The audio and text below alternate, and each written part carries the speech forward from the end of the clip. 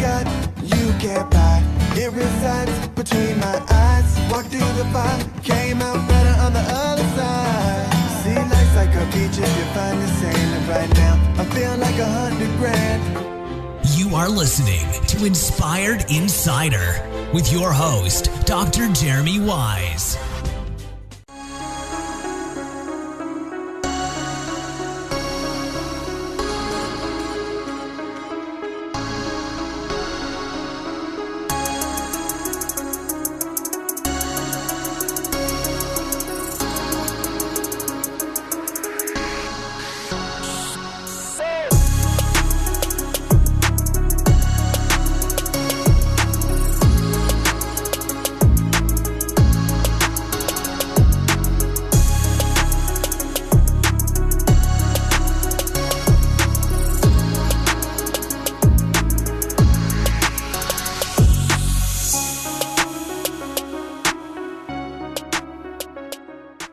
Dr. Jeremy Weiss here, founder of InspiredInsider.com, where I talk with inspirational entrepreneurs and leaders. I am super excited about today's guest, Chris Gandy of Midwest Legacy Group. I will introduce you to him in a second. Check out other episodes of the podcast. I had Pat Williams. Pat Williams, if you don't know, brought the Orlando Magic to Orlando. He went door to door selling season tickets so he could bring the team there. He played an integral part of NBA history, helping draft Charles Barkley, Shaq. Don Yeager, also an 11-time New York Times bestseller, has some amazing books about athletes, coaches, John Wooden, Walter Payton, Michael Jordan. You'll see why this relates to today's interview in a second. But before I do, this episode is brought to you by Rise 25, which I co-founded with my business partner, John Corcoran. We help businesses give to and connect to their Dream 100 partnerships and relationships in general, because we help you run your podcast. And you know, Chris, for me, the number one thing in my life is relationships. I'm always looking at a way to give to my relationships, and podcasting has been amazing to profile some of my favorite people that I admire, like you and other business leaders on my podcast, and shout out to the world that people should be checking out what you're talking about and what you're doing. So if you've thought about starting a podcast, go to rise25.com. We've been doing it since 2008 and helping many, many companies all over the United States and world. Today's guest, Chris Gandy, is founder of Midwest Legacy Group. And Chris has he has an amazing background in history. He's spent the last 2 decades helping individuals reach their most important financial goals. In 1999, Chris started his own financial services practice. And since then has traveled the U.S. working with athletes, key executives, and minorities. And his firm focuses on unique tax reduction strategies, retirement, income optimization, generational wealth, and so much more. His background, he played at the University of Illinois Fighting Illini basketball team, where he was co-captain. After college, Chris played professionally for the Chicago Bulls, San Antonio Spurs, and in France. And he's been featured in numerous magazines, Crain Chicago, GQ, Black Enterprise, African American Career World, and he serves on multiple boards as well. I don't know how you have time for all this, Chris. Chicago Concussion Coalition, the Urban League, and he serves on the National Association of Insurance and Financial Advisors National Committee for Diversity and Inclusion Task Force, and is the youngest one serving on the national board. Chris, thanks for joining me. Thank you for having me, Doc. I appreciate it. I appreciate the opportunity to share these wonderful ideas, fantastic history, and hopefully a couple key nuggets that people take away from our dialogue today, and hopefully they implement and use to be more efficient in where they're trying to go and what they're trying to accomplish. Yeah, there's so much I want to ask you. We will talk about some of the major issues that executives have and how you help executives, and even how to take advantage during COVID and protect your assets. And I love before we hit record, you were telling me the 10 things you didn't know if you're working with someone who's African American. And I think that is really important in general. And the reception you got from talking about those things has been amazing. But I want to start early on in your career, because what has shaped you is sports. And because I love when you talk about sports is basically a reference and analogy for so many things in leadership and business. When you were growing up, Chris, What did you want to be when you grew up? Did you knew you wanted to be a basketball player? No, actually, it's interesting if you rewind the tape a little bit. When I was growing up, I actually was a track kid. So I ran track and had an opportunity to do well at that. I was the 800 relay guy, was a 400 relay guy, ran the 400 stretch, and then also did high jump. So I was good. I didn't want to do much more than that. And then I found a love for baseball. Baseball was always one of those things when we were young. We would sit around big league chew and always wanted to be like, Andre Dawson, right? You remember that name, right? So Totally. I always wanted to be like an Andre Dawson type of guy, right? And we would go out and play stickball, right? When people used to do that, and play wiffle ball until it got dark, and your mother would say something like, "Don't let the street lights catch you coming home," right? So had a fantastic youth growing up, just quite frankly being a kid. And then someone said one day, they said, "Hey, you should consider playing basketball. Your uncles played basketball. My uncle played basketball actually in college. He went on to play JUCO basketball and then went on to play at a small D1 school or D2 school. My uncles played. My other uncle played football. My other uncle, so from a fairly athletic family. Again, I can walk and chew gum at the same time. So it just led me down the path of saying, "Hey, let's play basketball." But the first time I played basketball, I said I never want to play basketball again. So why? But because people told me I couldn't do it, you'll never be able to do it just because you're tall, started this addiction that I would say that I have towards competition. And that is, if someone tells me I can't do something, I say to them, well, if there's a 1% chance, if there's a 0.1% chance of us being able to accomplish it, I want to take that 0.1% chance. And that's kind of how we operate is we don't believe in anything's impossible. We believe in everything's possible and everything's probable given the right mindset, given the right obstacles ahead of us, and given the right opportunity to succeed at it. And we try to instill that in our clients.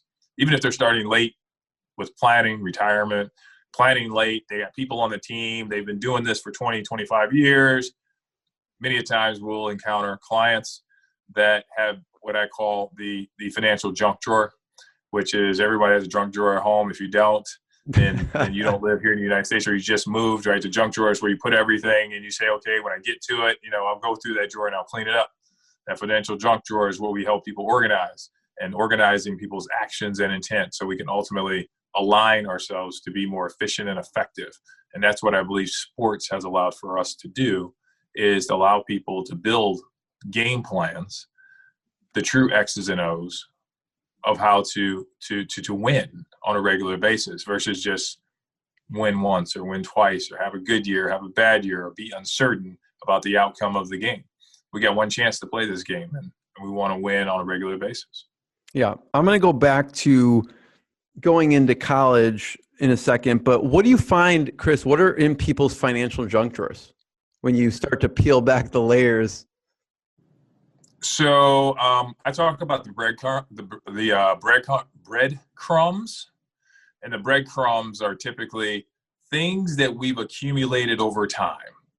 Right. So I'll give you an example. When we first come out of college, we'll say, hey, yes, we want to pay down debt, and we want to actually build our credit, and we want to do these things. And we're going to start our first retirement account at this company. Why? Because my mom told me it's a good thing to do, and they matched my money and things like that. Oh, maybe I'll start a Roth IRA, just things like that. And then over time, what happens is that as we progress and we get better with our careers, our plans, unfortunately, don't do the same.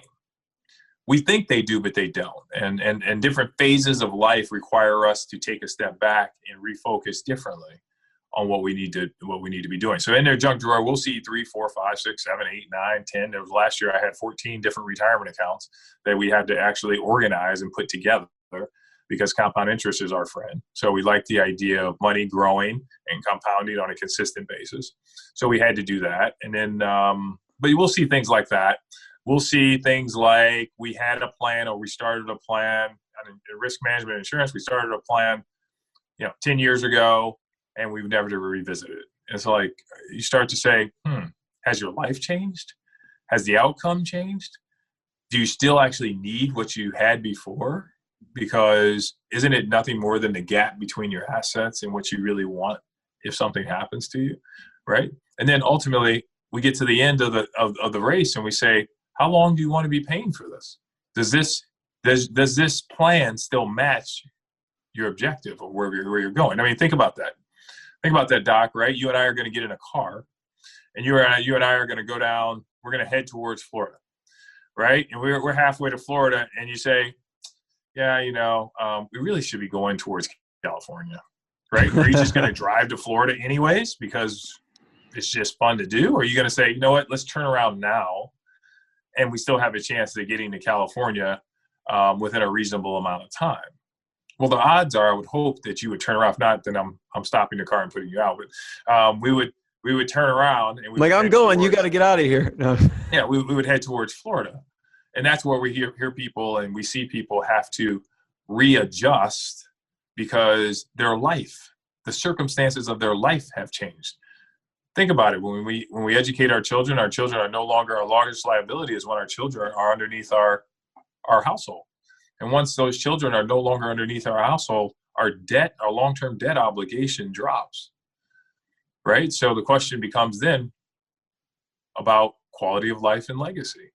It doesn't become about how do I make sure the family is taken care of? How do I make sure education is paid for? How do I make sure that if I'm not here, my replacement of my income? How do I make sure that if I can't work, my income is continued? How do I make sure that my business continues during at least the time frame which my kids are in school and they're at home and they're underneath my roof and it's my responsibility? So those risks change, and unfortunately people don't adjust along the way. Interest rates change, investments change, everything changes over time. And unfortunately people just don't adjust along the way. Yeah, I could totally see, Chris, that if someone doesn't have a cohesive plan, they just start picking up things through the different decades of their life. And then at the end, there's this just conglomerate of stuff that just doesn't go together. And so we'll talk about the CEOs, executives, and even, the type, you've athletes and other people who you work with to help with the whole wealth management and cohesive plan. But back to high school going to college. So people are saying, I don't know if you could play. You're like, I'm competitive. I'm going to make this happen. When you were a senior in high school, how tall were you? And were you thinking of going to play basketball at that time, like college wise? Yeah. So if we just go back let's go back 6 years from there, right? So I started playing basketball. My first time out was my 6th grade year in grade school. That was my first opportunity to play basketball. And I played basketball, and actually there was a team that you didn't get cut from the 6th grade team, no matter how good you were. So I went out to play basketball. They put me on the B team. They used to call them the B team Bombers. Okay.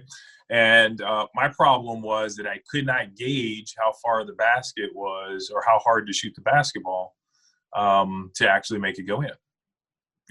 Touch. I didn't have it, right? I've never played this thing, right? I'm used to throwing baseballs as hard as you can, run as fast as you can, jump as high as you can, not used to trying to finesse a ball into a rim. So I would often shoot the ball either too hard, and it would be what they call AKA a brick, right? Meaning, go look it up, right? I think it's slang or terminology on the basketball courts where you hit nothing but the rim, nothing but glass, or nothing but the backboard. You don't touch any rim. That's considered a brick, right? And you may take somebody's head off under the basket or something like that because you shot the ball too hard. So I was that kid. And so they would bring me off the bench probably with a minute to go in the first half and 30 seconds to go in the second half. They say, hey, go in there. If anybody comes in there, put your hands up and just jump and maybe block a shot or something. If you get a rebound, get rid of it right away. But if you get the ball right under the basket, shoot it, right? So I remember that. And so that was the B team Bombers is what we used to be called. And so that's what my skill set allowed for me to do. Well, I continued to work at it because I'm one of those people that I don't want people to be better than me. So if somebody else can do it, I can do it. So I would mimic behaviors of what I saw other people doing, and I would just memorize that physically and mentally. I would teach my body how to memorize certain moves. Even if I could not do the move, I would memorize what step. I would slow down. I'd tape things, and I would slow it down, tape it, and then I would go out and I would learn those footworks, those steps, those things like that. By my 7th grade year, I actually made the A team. I made the A team, and actually I wasn't a starter, but I actually played enough at that time to get better. And then that summer, I just worked my tail off. I went to a place called Pioneer Park in Kankakee, which is probably we'll call it the ghetto of Kankakee. And it's where basically you learn how to play, right? And so I was tall, but I wasn't the tallest on my team. And pretty much they told me, they said, if you want to play here, you got to get down and dirty. So every day I would just go out and play and play and play and play and play and play and play and play and play and mimic those moves and play and play. But now I'm playing with guys in their 40s, 30s, and 40s that have been playing a long time, right? So the moves that they were doing on the playground were way more advanced than people were in grade school and even high school. So now I go back my 8th grade year, and now they're like, okay, who's this kid, right?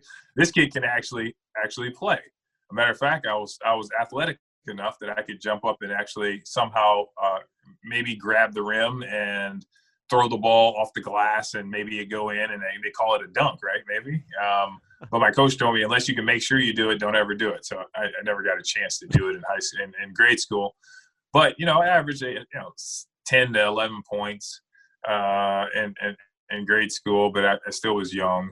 And then that just kept progressing. By the time I was a freshman, I continued to baptize myself in just punishment out on the playground.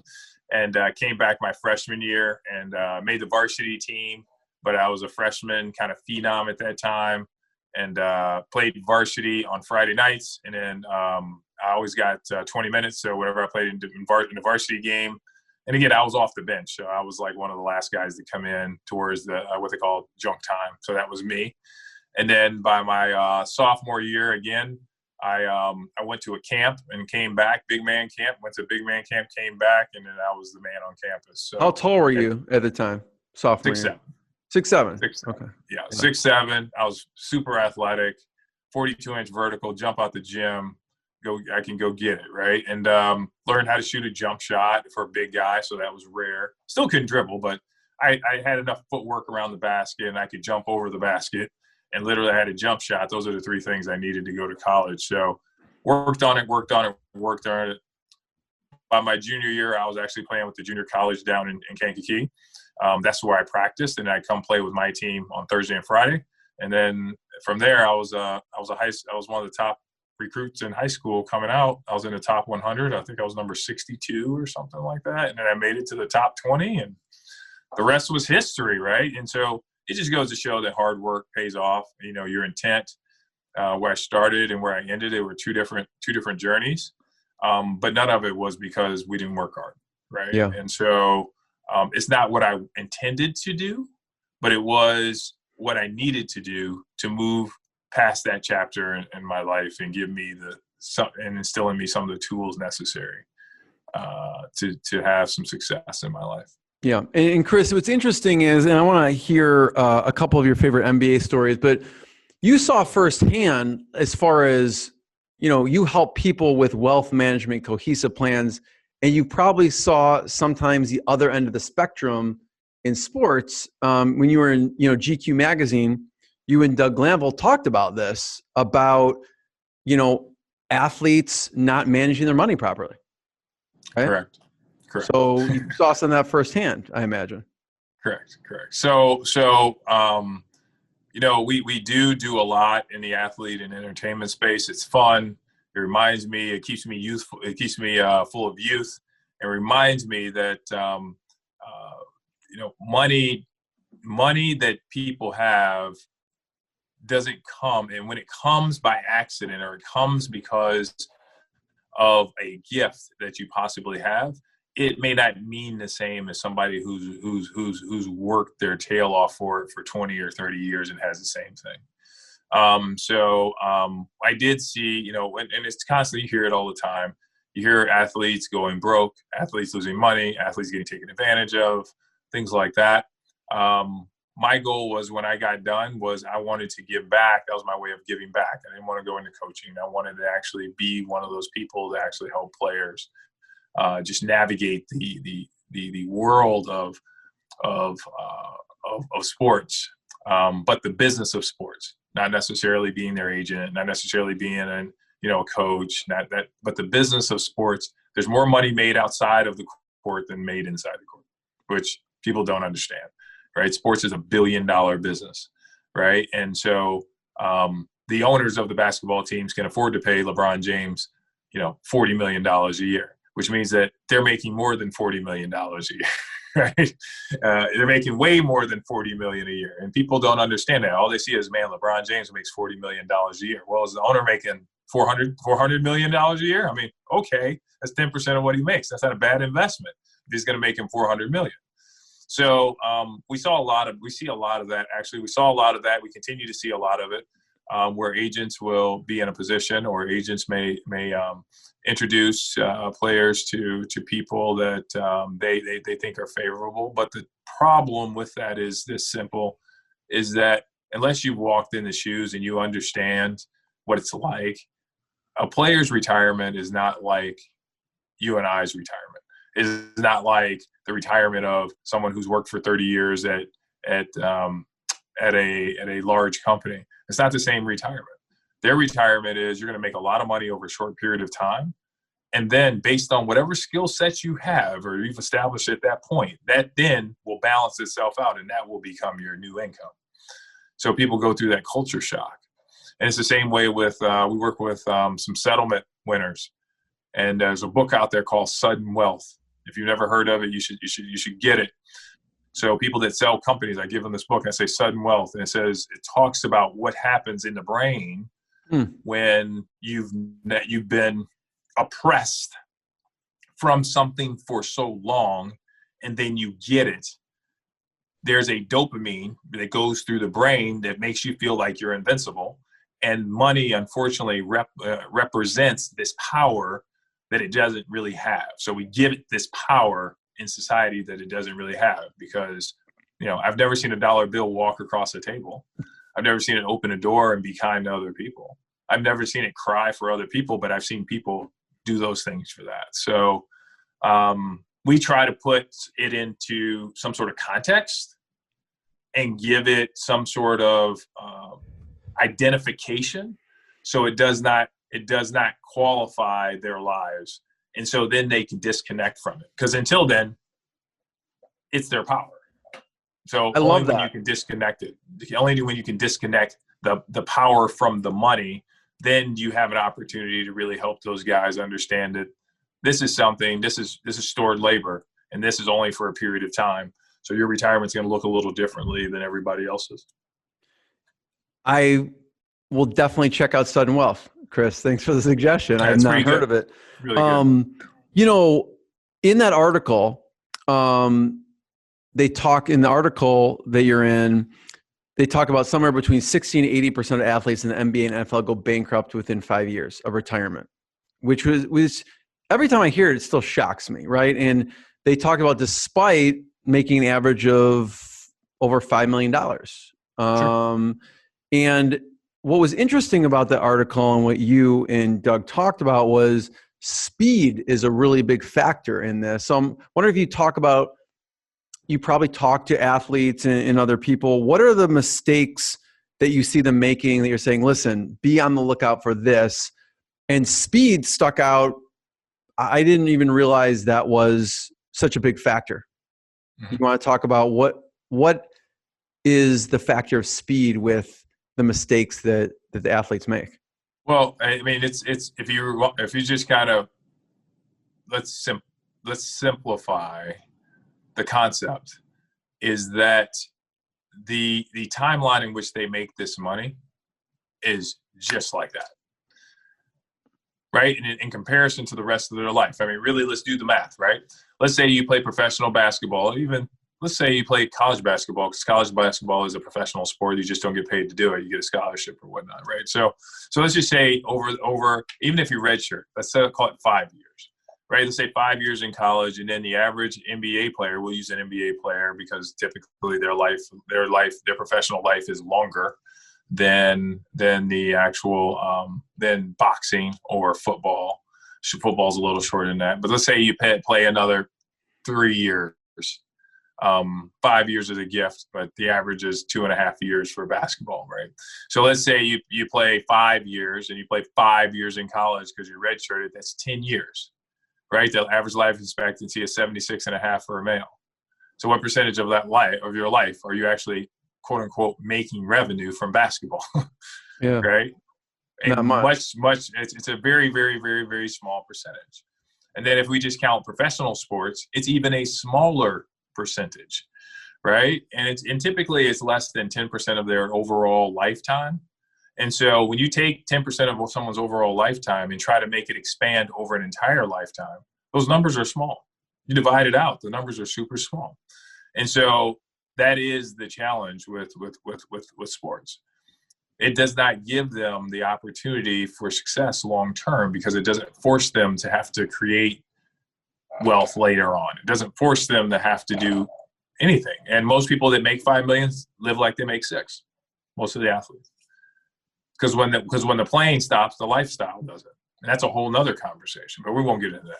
But the lifestyle doesn't stop because most athletes are pretty proud. Most of them are pretty, A personality. Most of them are pretty good at what they do, right? So the last thing they want people to do is feel like they failed. And again, that's a psychological thing because, again, it's tied to what they perceive people want them to be versus who they really are. So the athletes are always fun. And I've actually said often that the world in which I live is that I look for the professional athlete in the corporate world. So people that are superstars in their own space, like physicians. We do a lot with the physician markets because, again, they work hard, play hard, get taxed a lot, have wonderful lifestyles, and at the end of the day, someone's always trying to sue them for money, right? So there's the physicians, and then you have the executives, which are the same type of people, and then you have the CEOs or the entrepreneurs. You have the same type of people. You have the CEOs. They're the same type of people. Being unique, being different, allows for you, if you're the king of the jungle, right, in your own space or in your own world, you're a big fish in a small pond, then you have to do things a little bit differently. And so our experience has been that we can relate to those individuals who feel like, you know what, my thing's a little bit different because of all the means and all the opportunities that I'm getting. How do I make sure that all this is moving in the right direction to really help me optimize my opportunity? And who doesn't want to be operating at the optimal performance level? I'm not sure. So you have found there's 3, 4, 5, 6 or more major issues that executives have. So I'd love for you to talk about that and then how you help the executives. Sure. Let's talk about the top 5. Right, because there's a bunch of them that kind of swirl and they kind of intermingle between them all. But the number one issue I think executives have is simply reverse discrimination. You may say, Chris, reverse discrimination. Well, how does that work? Well, the actual 401ks, retirement plans, qualified plans, whatever you want to call them, the typical pre-tax retirement plan is only gives you a certain percentage of your income that you can put away. So if I'm making $500,000 and I can put $19,000 into my 401k, what kind of planning is that really for me? But people will tell me, Chris, my 401k is my retirement plan. But what most people don't even understand is the 401k was a supplement to a retirement plan because it was a supplement to the pension in which it was built. If you go back and read the actual act, a 401k was actually designed to be a supplemental plan, not to give you 100% of your income. It was designed to only give you 20 to 30% of your income in retirement. But again, people don't understand the science and the math, and they don't understand the data. So what we try to do is we use data to continuously show people, here are the facts. You can disagree with Chris Gandy all you want, but the facts are the facts. Your 401k was designed to be a supplemental retirement plan. It was not designed to be your retirement plan. Your 401k is a retirement product, right? Your retirement plan is Where do I take my money from? How do I continue to make it grow? How do I make sure that it's actual tax favorable? How do I make sure that it's complementary to my other things that I have going? So we see that. We also see that the set it and forget it. That's number two. Number two, set it and forget it. That doesn't work anymore, right? Before, it used to work a long time, and you know what? They give you a gold watch, give you a pension, say, God bless, goodbye. We'll take care of you the rest of your life, and we'll take care of your wife the rest of her life if you're married. They don't do that anymore, right? 99% of pensions are all but dried up or frozen, right? There's a handful of few occupations that still have them, but that means that the onus falls back on the employee. And if I'm limited on how much I can put into my quote unquote retirement plan, right, that means that I have to create other strategies to get there. And unfortunately, that information is not readily available to the general public. So that's a problem. So that's number two. The set it and forget it is out the door. Let's just throw that one out the door, right? Number three is every time I have a chapter in my life, I have to prepare for the next chapter. See, part of the preparation, imagine this, I go to practice and we don't talk about the game plan until the day we show up at the game. That doesn't make any sense. So I tell everybody, we're in the chapter right now is preparation for the next chapter. And where we are in the next chapter of our life, we're either going to be there and be prepared, or it's going to be a surprise. Which would you rather have? Totally. Right, so we're in preparation for our next chapter of our life, right? If we're in our last 10 years of working for retirement, we're not really working to get to retirement. We're actually preparing for our retirement distribution. That's what we're actually preparing for. We can't wait till we get to the top of the mountain to call in a helicopter to say, oh yeah, by the way, I forgot this. I need this for the rest of my life. That's not how it works. You got to prepare as you go, and you got to take those materials up the mountain along the way. So that's also. Last 4 and 5 are pretty simple.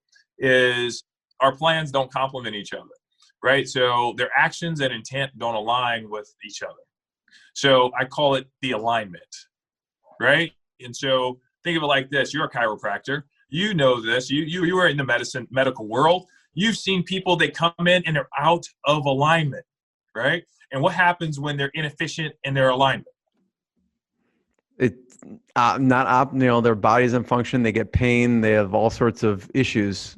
Exactly. So think of it from a financial perspective. When we're out of alignment, right, we have a tendency to A, not get to where we want to go, B, have pain along the way that we didn't realize we even had, and C, we have to take corrective measures to try and adjust and fix them, right? So in those situations, their actions aren't aligned with their intent. I hear people say, Chris, I want to retire in 5 years. Okay, here's the percentage of this you need to save of your income. Well, I don't know if I can do that. That's too much. I'm like, what? You told me, you said to me, I didn't say to you. You said my intent is I would like to retire in 5 years with this much income. Here is the number to help you get there based on what you told me is important to you. So either A, it's not that important, or B, the things you need to sacrifice to actually do that is pressing on you more and more important to you than the inconvenience of giving up that money. So again, we see that alignment, actions and intent don't align with each other. And last but not least is people, our executives, unfortunately, is they forget to have that connection with their body. I mean, really, we coach people, and you got to have that relationship. You got to build that relationship with people because they have to trust us and we have to trust them. And what I mean by trust them is everybody can't be on the right team. You got to. Everybody deserves the opportunity to retire and live a great quality of life. The problem is they rely on their companies to provide all their benefits for them, and then when they retire, they're like, "Oh, I got to figure this out now." And you start to say, "Well, wouldn't it be nice if you would have been prepared before we got to this point?" And so we'll start to bring up things that they definitely don't see as potholes along the way, that definitely will need to actually address as we go along.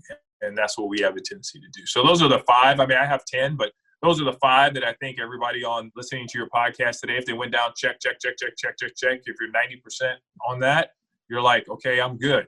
But if you're at about 50, It may be time to actually just reanalyze, kind of see, am I in alignment? And as I tell everyone, I don't know if I can help you or not.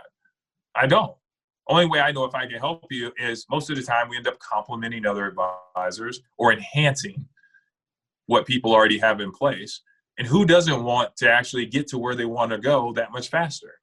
For example, Doc, if I told you, hey, based on your current plan, you can retire at 65, but if we just made this tweak or this tweak, you can be done at 61. Why would you not consider that? Sounds good to me. Other than the inconvenience. Yeah. Talk about that for a second, Chris. The same goes for sports, right? To get to be at the level you're playing at, you have to make sacrifices. You have to do things that other people are not willing to do. You have to show up and you have to play more. You have to practice. You have to look at game tape. You have to do all those things. What are some of the things that you've seen, some of the clients that you've made recommendations to? So listen, if you want to get here, if you want to retire by here and live the same lifestyle, here's some of the sacrifices you're going to have to make now for that. And not everyone's going to do it. Not everyone's going to listen in general. But what are some examples of sacrifices you've seen people make, and then so they can come out the way they want on the other side? Yeah, one of some of the major sacrifices that when people when children are no longer at home, people are willing to give up whatever it takes to get what they want. For some reason, when our kids are home and we're taking care of them, we have a tendency to say, well, we'll just wait, right? So we see a lot of that. We also see a lot that people aren't taking advantage of a lot of the new tax laws and tax rules that allow for us to be able to leverage that, to be able to enhance and buffer our retirement opportunities, right? So they typically forget about that because they haven't been doing the research and reading the data. We've been reading the white papers and the data, and I was actually part of what you said is the National Association of Insurance and Financial Advisors. I was actually on Capitol Hill when they voted on part of the change that you saw come out in normal society, where now you can actually wait on taking RMDs from your retirement plan. So if you weren't taking them at 70 and a half, you can actually wait till 72. Well, that didn't just come out of nowhere. That actually came from our committee. Which is the association. So a lot of the retirement changes that you've seen, the increases, a lot of that came from our committee. So there's a lot of stuff that we get privy to where we kind of know it's coming before it actually hits the streets, what we call Main Street America. So we educate our clients in advance. Here are some of the things that we need to definitely talk about because it's going to be changing. Example, now qualified plans. If you got 4 companies, they can get together. They don't even have to work in the same institution. Before they used to have the same tax ID number. Now 4 companies can they're all strangers, can come together and say, we want to have one retirement plan for the purpose of saving money, right? That's never been done before. So that was one of the things that they started to do when they started to consolidate some of the plans. Even the states now are offering retirement plans. How many registered representatives or how many licensed professionals did the state hire that I don't know about? None, right? But they have a plan, right? So there's a lot of options. The problem is there's a lot of options out there. There's a lot of information on the internet, and people believe if you just Google is the new Bible, right? If you Google it, then that's the actual fact. But we all know that 70% of stuff 50% of the stuff on Google or 40 or some crazy number is just people's opinion, which is really kind of interesting because people believe that it's the Bible, right? You got to do your research. You got to do your fact checking. You got to do your due diligence to make sure that those facts are actual real facts versus just someone's opinion. Now I got to buy Amazon today. No, you don't. You don't have to, and especially if it doesn't fit your objective. I mean, I don't understand. Just because it's a cool thing to do and everybody's saying do it. Because Susie Orman's screaming at the screen, or Kramer screaming, sell, buy, blah, blah, blah, blah, blah, or Dave Ramsey says no debt. These are what I call celebrity advisors, and people will use that and say, well, this is the absolute way and the only way to build wealth. Well, we all know that there's no one size fits all. Doc, think about it like this, right? I came to see you. Before you ever examined me, you just prescribed me, hey, give him 200 milligrams of tretyloracin and send him out the door. I'm like, wait a minute. I didn't even tell you what was wrong. I really just had a headache, when I came to see you. But no. Chris, this is our one fix for everybody. It's guaranteed to fix everything in the world, regardless of what's going on in your life, regardless of how much debt you have, regardless of what's going on, regardless of the pain. Guaranteed. How often would people come see you? It reminds me of my big fat Greek wedding where they're like, yeah, just spray Windex on it. It'll cure everything. Yeah. Chris, you've talked to organizations and groups, and one of the things you've talked about are the 10 things you need to know if you're working with someone who's African American. You don't have to go through all 10 of them, but talk about a few of those. Yeah. So I think what's happened because of COVID, and I'll just speak to this. I'll speak to this because it's really a passion of mine. Because of COVID, I believe that people have started to realize that the business world in which we've been in recently, and the business world in which we've kind of grown into, it's the institution of it has been disproportionately oppressive to many cultures, right? And so opportunities have not been given, a fair opportunity at times have not been given to people that are as good or even better than others who have gotten an opportunity because of that. So it's allowed for me to kind of talk through that a little bit and just have what I call a very understanding conversation, because, just because you and I may look different, it's not your fault, right? But the system around us has to change if we want it to be different. And so I think, unfortunately, the minorities in America have blamed, hey, we're going to blame white America. And Hispanics that says, hey, we're going to blame everybody else. And everybody's blaming everybody else. But you and I talked about this before. As I said, I think we are actually creating the reverse of what we really want to happen. The stereotypes that are existing, because we're putting people in categories now. And again, here's a great example of that. Everybody put the police in a category when they saw that there was too much aggression happening in a video of someone dying on TV, right? And they kept playing it over and over and over. And I said to myself and my son, I said, can I tell you something? There's nothing positive that would ever come of that. So why are they still playing that, other than to put fuel on the fire, right? I mean, other than to put fuel on the fire of what's happening, or to get ratings, one or the two. As ratings make the most sense because follow the money, right? It's a money thing, right? If we have the first one to break the news, we have the first one to show it over and over and over and over and over. Hey, turn to CNN, you can see it, right? It's, that type of thing. But the problem with that is it then in turn made a culture, right, feel a certain way, and then take that aggression out on another culture.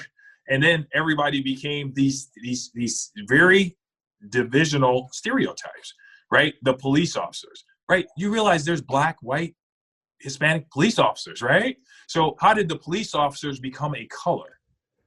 They did, right? But all of a sudden they became a color. Like if you're a police officer, so you saw actually black police officers fighting with black protesters saying, you're not one of us. I'm like, what? Like, that makes it like, you're not looking at me like, I don't understand. Like, what is, I have to turn this off, because it created the wrong narrative. And I think the narrative that we should have been having, and the narrative that should have been talked about, is that, yes, there's been overarching force of police, and there's been things happening in certain cultures that's never been talked about or realized because of, those things have been going on for 20, 30 years. That's nothing new, right? Just because it's now you can video and tape it, it's not new that it's happening though. So you asked me the question because I wanted to kind of start with that. So I've been on a lot of calls, and I think people are afraid to engage in that conversation, but I'm not, right? So I represent diversity, but I also represent, some of my best friends are white, Hispanic, women, LGBT, right? So I can have the right conversation because of where it's coming from. So here are 5 things that if you have African Americans as friends, as clients, here's what I'd recommend that you don't do, right? The first thing is count your friends, right? Yeah, I got 5 African American friends. Don't ever do that again, please. That's just a no, right? Because think about it. You don't count how many white friends you have. You don't count how many Hispanic friends you have. You don't count how many Chinese friends you have. You don't do that. So why all of a sudden would you count other friends you have if they're your friend, regardless of the color or the race or the skin or the pigment in their skin. They can't control that. So number one, don't do that. So yeah, I got 5 black friends. It's like, what? No, you don't do that, right? Just think about how simplistic that is, right? You don't count your friends. In fact, I think I got 8 friends, and they're the segments, right? Because now all of a sudden, indirectly, you're segmenting people. You're creating classifications for people that live, breathe, and eat the same thing we eat, right? So that's number one. Number 2, if we want to change society, we want to change what's going on, do something kind for somebody else that does not look like you. I wish the world was this simple, but I tell my clients the same thing. The legacy in our name comes from leave the world a little better than we found it, right? I didn't really come with too much, but if I could leave the world a little better than I found it with at least $1, at least that's compound interest on $1, right? So if we can do that with somebody that does not look like us, guess what that does? That increases the kindness that's going on. That then lowers the tension that's happening with certain cultures, just random, like just do something kind for somebody that doesn't look like you. What about that? I don't know. Seems pretty simplistic, right? But some of these things are so simple. Like Coach you said, they're so simple, they work so good, you stop doing it, right? So I think we've lost that compassion for the human spirit and the human soul for each other. I do believe that, unfortunately. Number 3 is, if you're doing business with minority individuals, you have to listen. I think people have to listen more to their plight, where they came from, their understanding, because remember that if you're having a financial conversation, we only know what we were taught or what we observed from our parents. So if that was the first generation of wealth, minority professionals that I work with on a regular basis, I'll challenge them. I'll say, what did your parents teach you about wealth? And the understanding is that when you start to understand how minorities, African Americans specifically, learned about wealth, you can't have the conversation here if they're here because their comprehension of the conversation is different. And so that's one of the key things. As you know, for African American professionals, if you're going to work with them, hire them, work with them, just understand their plight, where they came from. The other thing is I think you got to reach across party lines, because parties don't exist when you have racists. It just doesn't, right? And you got to reach across that and say, hey, you could be Republican, you could be independent, you could be whatever it may be, for the greater good of mankind. Let's figure out how we can do this and make this world better. And the last one, which is phenomenal, is there's a golden rule. Treat others like you want to be treated. I got one even better for you, Doc. You ready? I want everybody on this podcast to write this down. Don't just treat everybody how you want to be treated. Treat them how you want your children to be treated. Because if you treat them how you want your children to be treated, I'll guarantee you there's not a person listening to this podcast today that would say, I want my kid treated like anything but excellent, right? It takes a village to raise children, right? So if my kid's at your house, I want you to treat him like your kid, right? Right? Don't abuse him, don't not feed him, things like that, but treat him like your kid, as if you would love and care for him if he was yours, right? So I think that is, if we treat people like we would want our children to be treated, that is kind, that is patient, that is all those wonderful words that allow for us to get back to, like I said, the reset of kindness and humanity and uplifting and supporting each other, and going beyond the racial divide or racial differences that make society a little difficult at this current time. And maybe it's exponentially more onus on it because of COVID, but it's been underlying, I think, for a while. So it's good that we're open to having conversations and doing business with others that don't look like us. Why not? There's no downside to it. Why not? Chris, we need a fancy name for that besides the Chris Gandy rule. I don't know what we call it. The diamond rule, the Chris Gandy diamond rule. I don't know what it's called, but I love that. Treat people how you'd want your children to be treated. Yeah.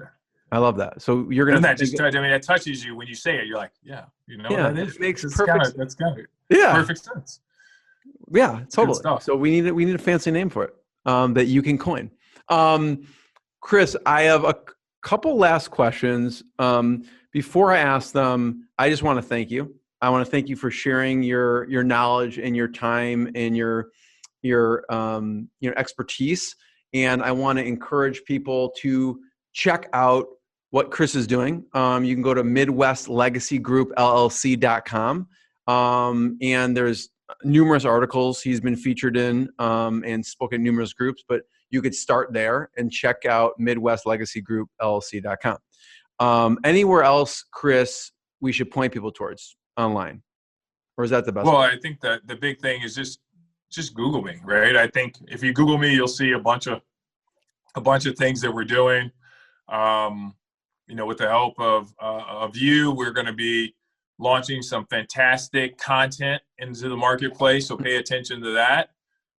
You also can find us on some social media outlets at Midwest Legacy Group, on Facebook and on LinkedIn and on Instagram if you're an Instagrammer. But I would simply say, hey, keep your eyes peeled. We're coming out with some good stuff. We are on the forefront right now of really speaking to the media, because in our industry there's just not a lot of minority owners and leaders within the industry. So we're bending the ear of insurance companies, risk management companies, asset protection companies, and investment companies to just change the narrative. I think the narrative has to be changed for us to all be able to excel. Survive is one thing, but to excel and exceed, I think we have to have the opportunity to do that, and the opportunity to continue to learn from each other. I think there's so much knowledge out here. The abundance mentality is where we have to live going forward if we expect to kind of transcend where we are today. Chris, thanks. Everyone check it out, MidwestLegacyGroupLLC.com. This, the interview will not be complete, Chris, without some of your favorite NBA stories. If you think about it, there's kids all over the U.S., all over the world, who are, out in the playground playing basketball, and their dream is to go to the NBA. Their dream is to play college basketball or go to the NBA. And I'd love for you to talk about just a few of your favorite NBA stories, and then I may follow up with a question or two. Okay. I could give you a couple that, let's see, some I can talk about. Let's see here. Okay, cool. So I think the one that kind of stands out to me was, there's a couple when I was here in Chicago. So in 1987, I was picked up as a free agent here with the Bulls. I signed a free agent contract. If you go back and look at the history, it was the same year that Keith Booth was picked from Maryland. The Bulls had a second-round pick. They had already traded away the first-round pick, and they ended up picking up Keith Booth. Actually, Keith Booth was the end of the first round, and then they didn't have a second round, so they only actually ended up picking up one guy. Same year, Rusty LaRue, too. So I think Rusty kind of was the last pick or something like that. But, typically a team will have 8 to 10 guys that they bring in, and probably half those guys, probably 70% of those guys make it, and then the other part become part of the practice squad, and then maybe they'll cut one or two. I was one of the guys that they brought in with the hopes that I'd make the practice squad, and I did that, and every now and again I get a chance to dress, and they on and off injury reserve. Most people don't understand how it works, but the people on injury reserve aren't necessarily injured. Right, you can only have so many people on the active roster, so you bring the other people just for the purpose of if somebody gets hurt, you can actually bring somebody else in, put them in the locker room.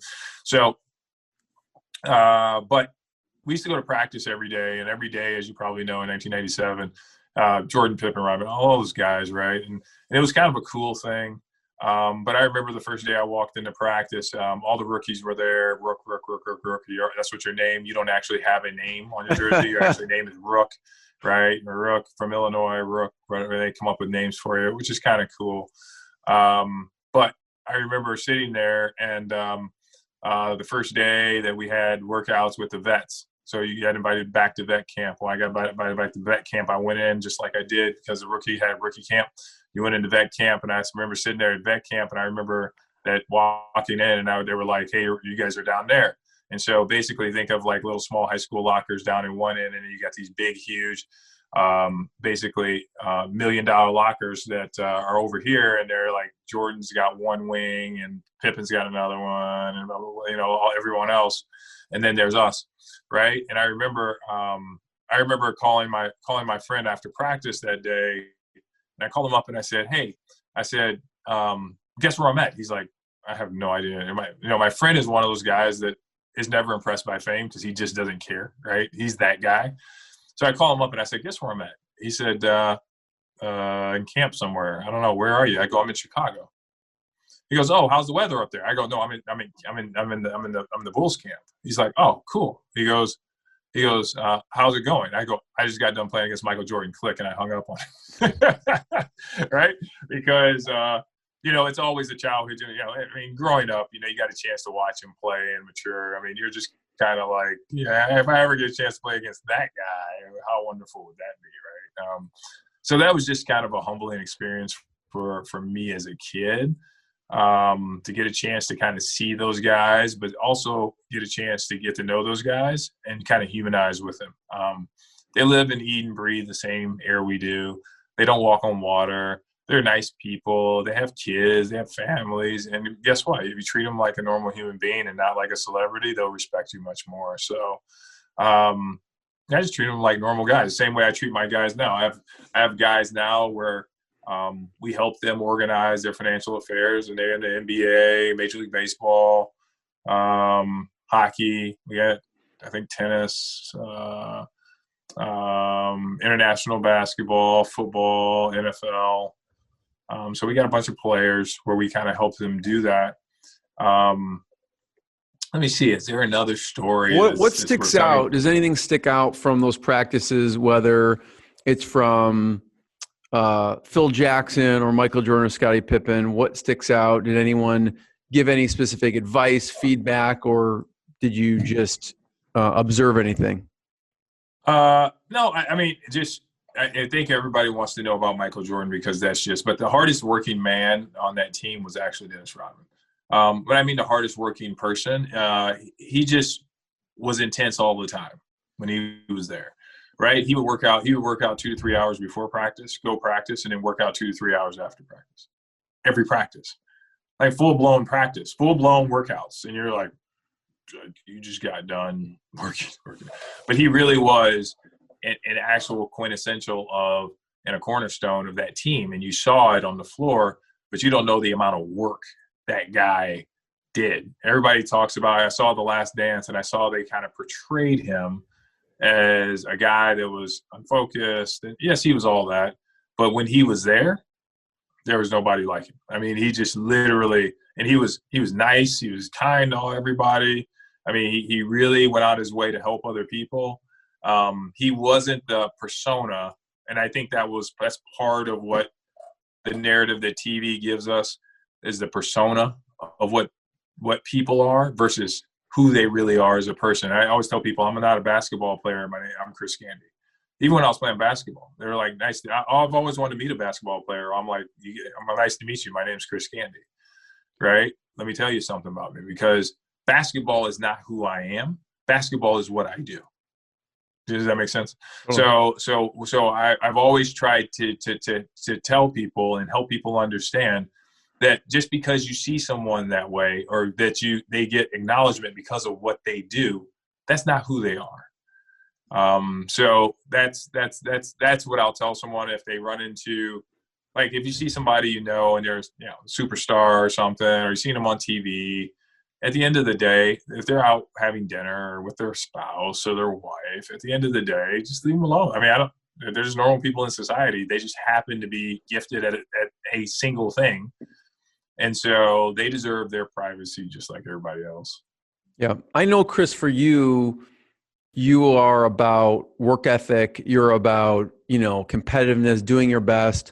Who else sticks out like the Dennis Rodman who had, behind the scenes? You don't see behind the scenes. You don't see all the, the work ethic and the hours and hours and hours people put in. Who else sticks out to you from that team, or maybe the Spurs or somewhere else, that like, wow, this person had an unbelievable work ethic that you just don't see?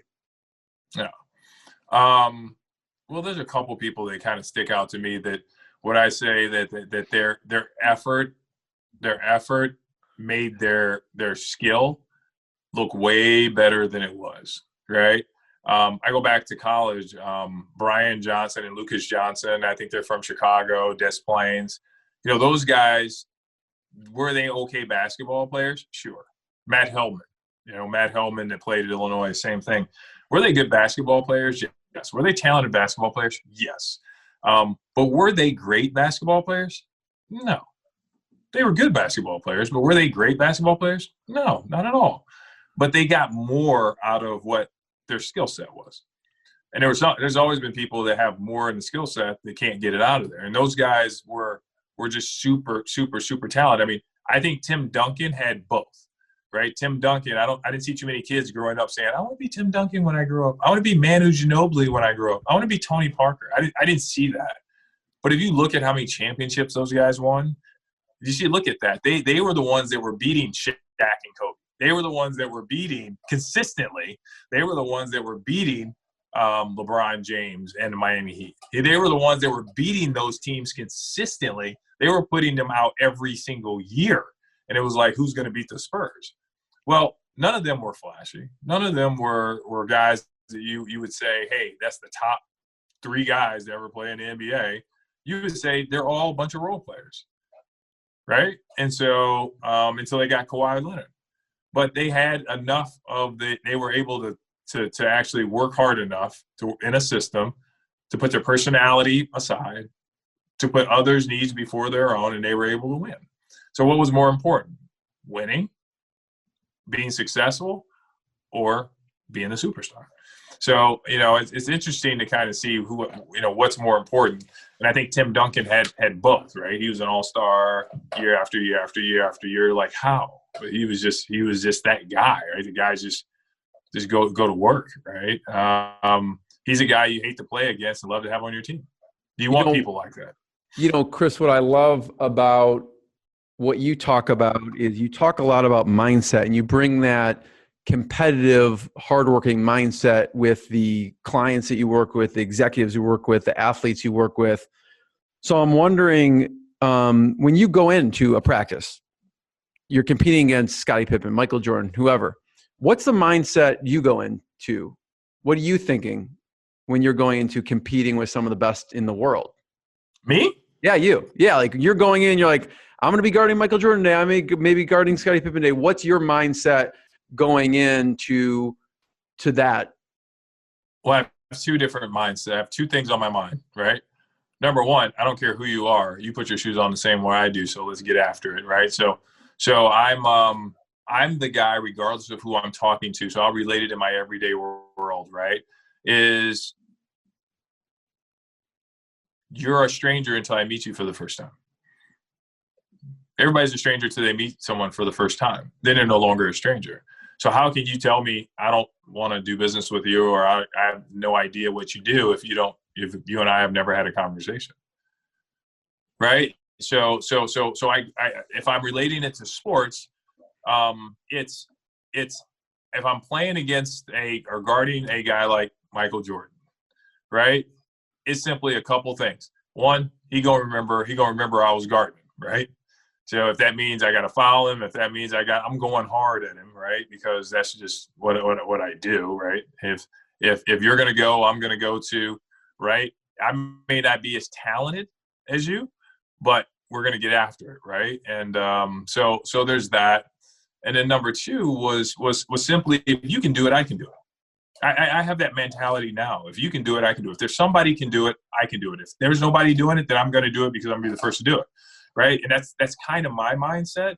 So fear for me is secondary to the uncertainty of the why. My why is that there's so many people out here that's never heard our message. If they've never heard our message, they're a stranger to us. So I haven't given them the opportunity to have the legacy experience. Right. And if they've never had that opportunity, that means we're a stranger. So why not give them the opportunity? And one day in the future, if they're considering some of the services and resources that we provide, then hopefully they think about us and consider us and say, maybe that'll be a different experience for me. Love it. I want to be the first one to thank you, Chris. Check out Midwest Legacy Group, LLC.com and check it out. Check out what Chris and his team are doing. And thank you so much, Chris. Anytime. Love to come back and talk about all types of kind of cool stuff. Anything relating to sports and next level performance, mental mindset, and or just the reset, right? Perspective, right? And where do you go from here? So thanks for having me. I appreciate it. And God bless. Have a good night. Appreciate it. Bye, everyone. What I got, you can't buy. It resides between my eyes. Walked through the fire, came out better on the other side. See, life's like a beach if you find the sand. And right now, I'm feeling like $100 grand.